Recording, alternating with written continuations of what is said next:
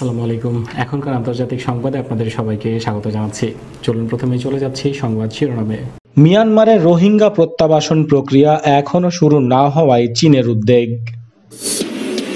মধ্যপ্রাচ্যে শান্তি ফেরাতে নতুন জোট বানাতে চায় চীন। যুদ্ধবিরতি সত্ত্বেও গোলাগুলি, আবারও সর্বাত্মক যুদ্ধের আশঙ্কা। ইরানের কাছে পরাজয়ের কথাও স্বীকার করবে মার্কিন শাসক গোষ্ঠী, বলছেন সাইয়েদ খাতিবজাদে। অস্থিতিশীলতা সৃষ্টির জন্য তুরস্ককে দায়ী করল আরব আমিরাত। আর্মেনিয়ার দখল করা আজারবাইজানীয় জমি হস্তান্তর করতে হবে, বলছে তুরস্ক। সবশেষে জানিয়ে দেব, সিরিয়া থেকে আরও তেল চুরি করল আমেরিকা। এই ছিল শিরোনামে, এবারে চলে যাচ্ছে বিস্তারিত সংবাদে।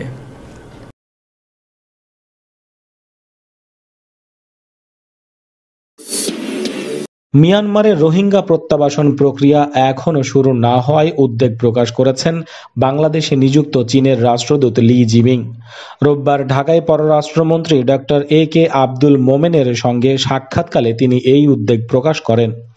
পররাষ্ট্র মন্ত্রণালয় থেকে পাঠানো এক সংবাদ বিজ্ঞপ্তিতে এই তথ্য জানানো হয়েছে। সাক্ষাৎকালে ডক্টর আব্দুল মোমেন রোহিঙ্গাদের মিয়ানমারে প্রত্যাবাসনে চীনের সহযোগিতা কামনা করেন বলে উল্লেখ করা হয়েছে বিজ্ঞপ্তিতে। সেই সময় পররাষ্ট্রমন্ত্রী বলেন, রোহিঙ্গাদের মিয়ানমারে প্রত্যাবাসন প্রক্রিয়া দীর্ঘায়িত হলে তারা এ এলাকার নিরাপত্তার জন্য হুমকি হয়ে উঠবে।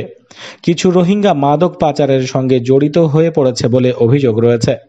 সম্প্রতি দুদল রোহিঙ্গার সংঘর্ষে ৮ জন মারা গেছে। তাছাড়া কাটা তারের বেড়া না থাকায় এসব ঘটনা উত্তরোত্তর বাড়ছে। প্রত্যাবাসন প্রক্রিয়া দেরি হওয়ায় দিনে দিনে রোহিঙ্গা এবং বিদেশি সাহায্যকারী প্রতিষ্ঠানের উপর স্থানীয় জনগণের অসন্তুষ্টি ঘনীভূত হচ্ছে বলেও সংবাদ বিজ্ঞপ্তিতে উল্লেখ করা হয়েছে। এছাড়া সাক্ষাৎকালে সীমান্তে মিয়ানমারের সৈন্য সমাবেশ ঘটানোর ফলে বাংলাদেশের উদ্বেগের বিষয়টি পররাষ্ট্রমন্ত্রী তুলে ধরেন।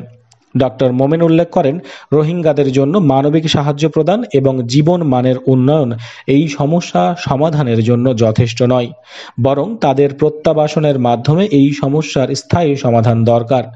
চীনের রাষ্ট্রদূত এ বিষয়ে তার সঙ্গে একমত প্রকাশ করেন। পররাষ্ট্রমন্ত্রী বলেন, পিরোজপুরে চীনের নাগরিক হত্যাকারীদের দ্রুত বিচারের আওতায় আনা হবে এবং সরকার এ বিষয়ে অত্যন্ত তৎপর।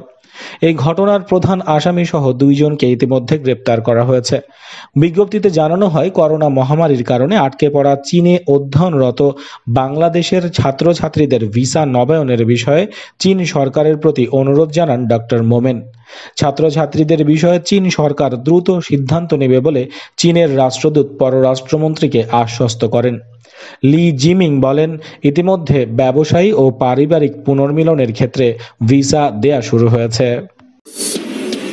মধ্যপ্রাচ্যে শান্তি ফেরাতে একটি নতুন ফোরাম গঠনের আহ্বান জানিয়েছে চীন। শনিবার চীন সফররত ইরানের পররাষ্ট্রমন্ত্রী জাওয়াদ জারিফের সঙ্গে বৈঠকের পর এই আহ্বান জানান চীনের পররাষ্ট্রমন্ত্রী ওয়াং ই। আন্তর্জাতিক পরিসরে তেহরানকে সমর্থন দেওয়ার বিষয়টি পুনর্ব্যক্ত করেন চীনের পররাষ্ট্রমন্ত্রী। ভারতের সংবাদ মাধ্যম এনডিটিভির খবরে বলা হয়েছে, চীন ও ইরানের পররাষ্ট্রমন্ত্রীদের ওই বৈঠকের বিষয়ে রোববার একটি বিবৃতি প্রকাশ করেছে চীনের পররাষ্ট্র মন্ত্রণালয়। বিবৃতিতে বলা হয়েছে, 2015 সালে বিশ্বের 6 ক্ষমতাধর রাষ্ট্রের সঙ্গে ইরানের করা পারমাণবিক চুক্তির প্রতিশ্রুতি বজায় রাখতে ওয়াং এবং জাওয়াদ জারিফ নিজেদের অবস্থান পুনর্ব্যক্ত করেছেন।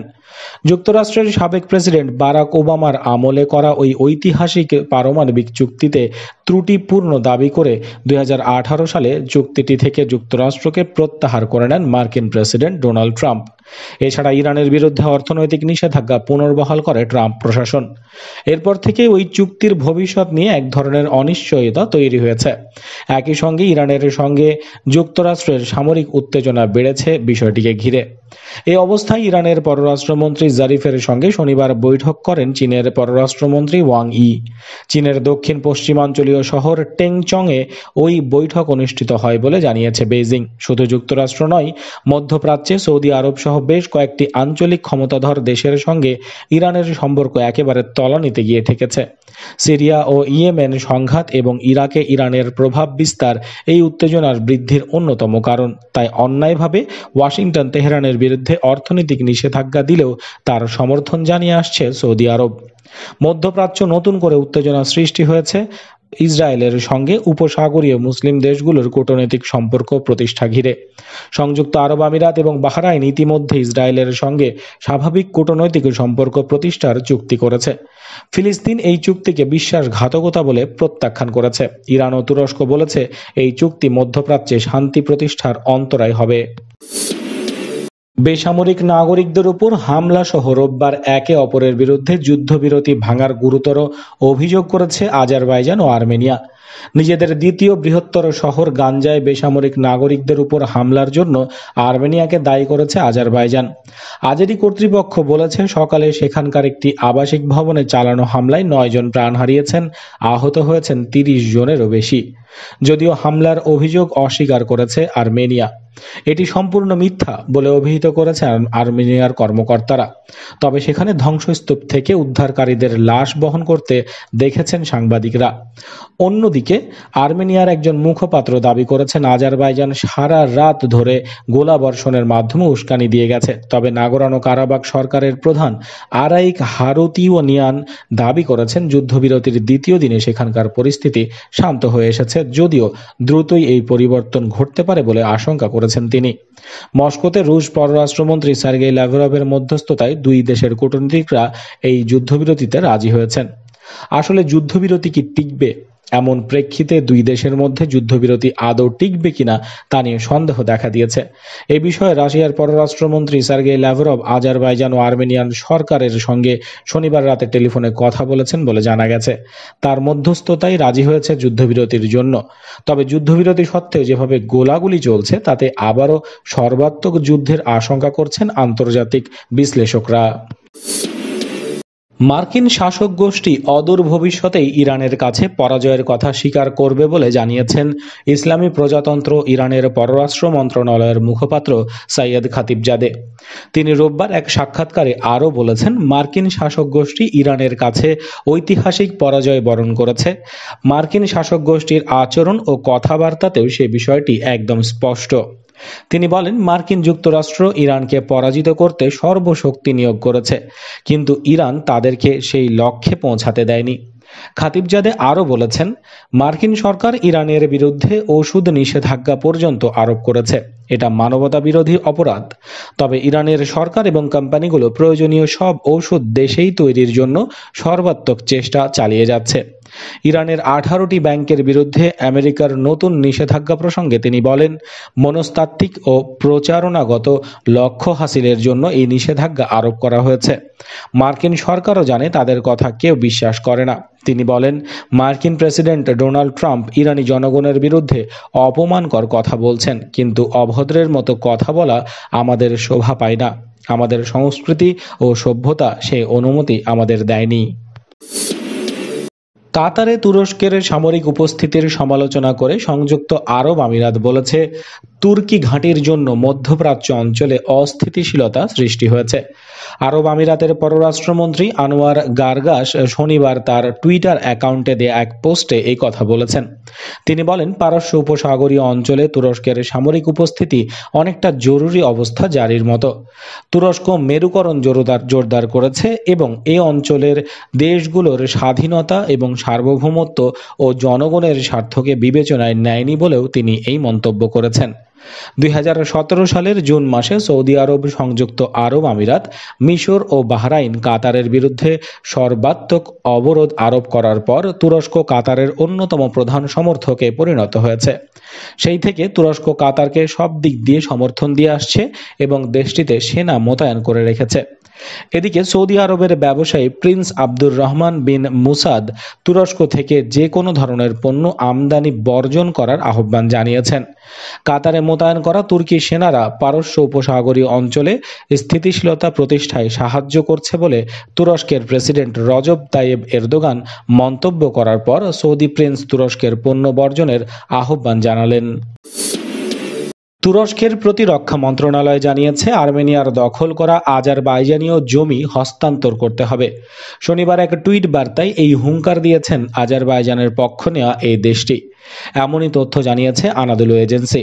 আনাদোলু এজেন্সির এক প্রতিবেদনে বলা হয়, মন্ত্রণালয় একটি টুইট বার্তায় জানিয়েছে আজারবাইজান সেনাবাহিনী বীরত্বপূর্ণ যুদ্ধ করেছে এবং দখলকৃত জমিগুলো মুক্ত করে দুর্দান্ত বিজয় অর্জন করেছে। আর্মেনিয়াকে এখন জমিগুলো তাদের আসল মালিকের কাছে হস্তান্তর করতে হবে। বাকুর প্রতি আঙ্কারার সমর্থনের পুনরাবৃত্তি করে মন্ত্রণালয়টি টুইট বার্তায় আরও বলেছে, আমরা আমাদের আজারবাইজানি ও তুর্কি ভাইবোনদের পাশে দাঁড়াবো। পূর্ব ইউরোপে অবস্থিত নাগোরানো কারাবাখ নিয়ে দীর্ঘ 3 শতক ধরে বিরোধ চলে আসছে। সাবেক সোভিয়েত রিপাবলিকের অংশ এই দেশ দুটির মধ্যে। যে জায়গাটির দখল নিয়ে দেশ দুটির মধ্যে যুদ্ধ চলছে, সোভিয়েত ইউনিয়ন ভেঙে যাওয়ার পর সেই অঞ্চল আর্মেনিয়ার সেনাবাহিনীর দখল রয়েছে।